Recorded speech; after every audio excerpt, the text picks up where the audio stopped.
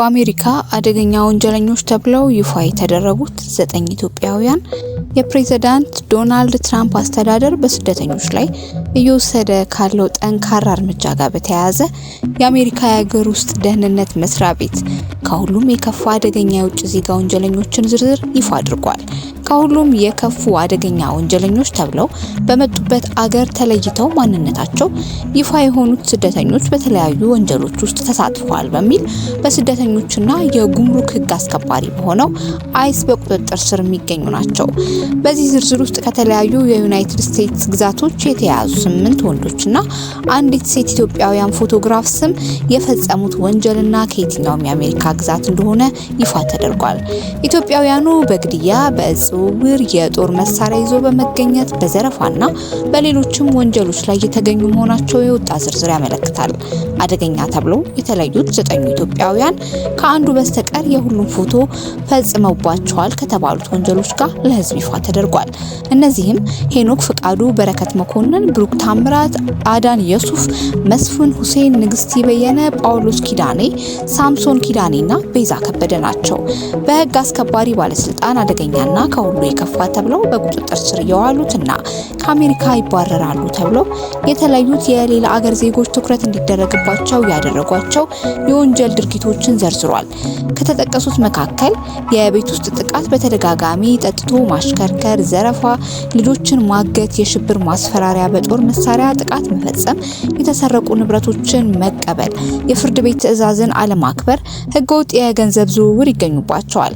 የሀገር ውስጥ ደህንነት መስሪያ ቤት የተለያዩ ወንጀሎች ፈጽመው እጅግ የከፋ አደገኛ ስደተኞች በማለት በመላው ዓለም ከሚገኙ አገራት የመጡ ግለሰቦች በቁጥጥር ስር መዋላቸውን ያወጣው ዝርዝር ያመለክታል።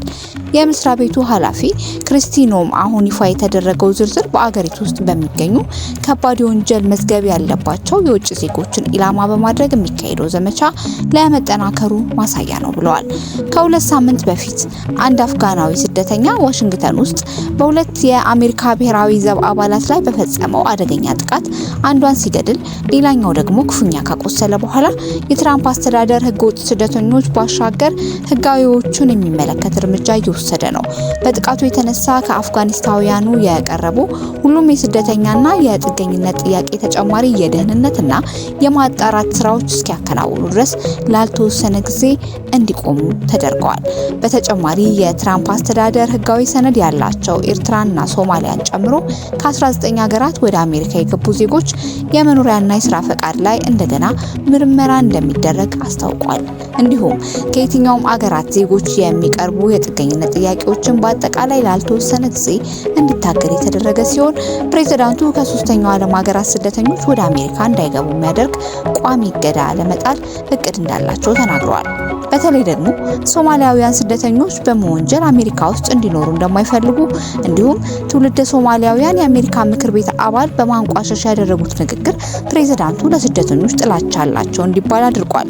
ፕሬዝዳንት ትራምፕ ባለፈው ዓመት ወደ ስልጣን የተመለሱበት የምርጫ ቅስቀሳ ከጀመሩበት ጊዜ አንስቶ ጥብቅ የስደተኞች ቁጥጥር እንደሚያደርጉና በአገሪቱ ታሪክ ያልታየ ትልቁን ስደተኞች የማባረር እርምጃ እንደሚያካሂዱ ባገኙት አጋጣሚ ሁሉ ሲናገሩ ቆይተዋል።